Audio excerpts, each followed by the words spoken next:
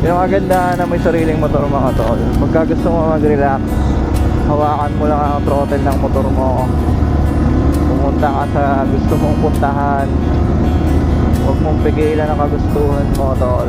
Kasi minsan kinakailangan talaga natin mag-relax. Katulad nito, kahit mag-isa lang ako, nagre-relax ako. Ganito ko mag-relax. Kung hindi mo naman trip talaga magmotor, alam mo naman siguro sa sarili mo kung ano yung makakapagpa-relax sa'yo. Punta ka sa beach, punta ka sa rest house mo, punta ka sa bukid, or kung gusto mo naman mag-hiking ka, bahala ka tol.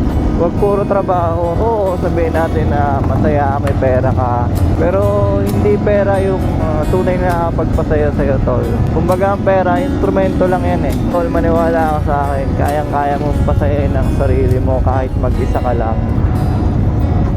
Hindi mo kailangan dumepende sa ibang tao, kasi minsan sila pa yung hihila sa'yo para umayaw ka sa mga kagustuhan mo.